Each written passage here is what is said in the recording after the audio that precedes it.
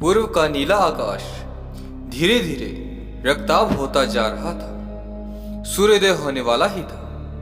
मयूराक्षी के शमशान में गहरी नीरवता बिखरी हुई थी। चारों ओर साए साए हो रहा था। शायद रात में कई चिताएं एक साथ जली थी, जिनके राखों में धुएं की पतली सी लकीरें निकल रही थी।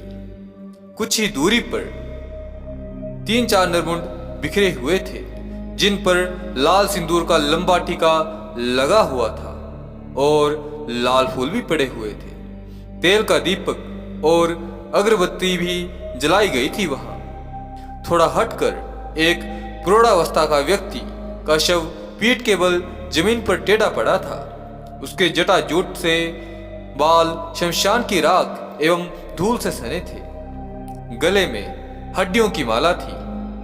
बगल में एक लंबा सा लोहे का त्रिशूल पड़ा था, जिस पर ताजा खून लगा था। निश्चय ही वह कोई भयंकर अघोरी था, इसमें संदेह नहीं। भय और आतंक फैला हुआ था। उसके बदसूरत चेहरे पर आंखों में भी भय समाया हुआ था।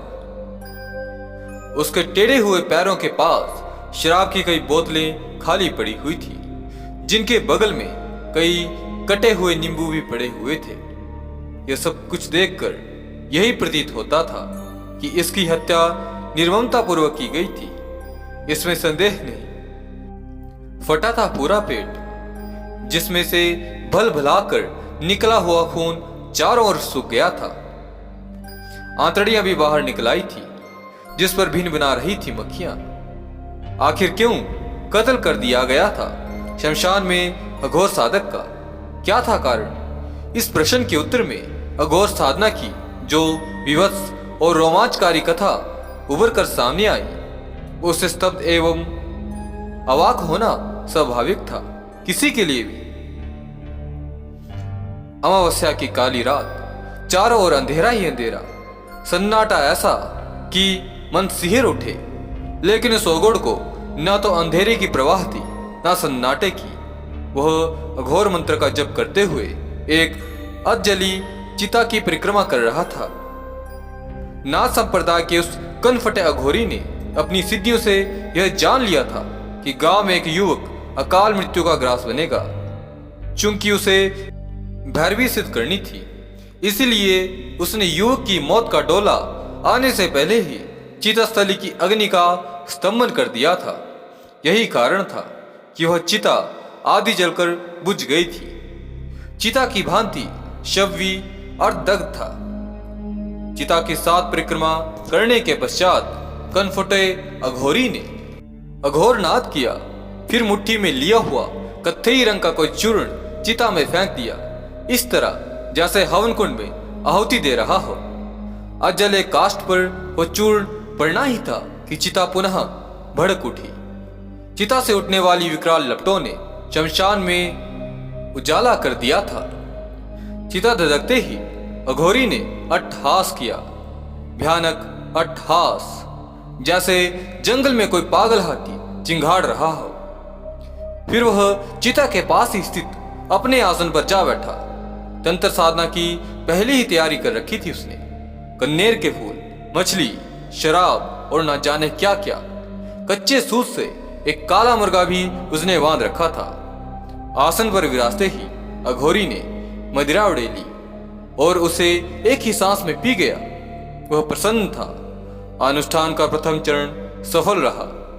मदिरा पान करके अघोरी ने एक भयंकर डकार ली, नरकपाल को एक तरफ रखा और धधकती चिता की जानिब दोनों हाथ उठाकर जोर जोर से पुकारने लगा, जाग सवेश्वर जाग, अघोरी आया।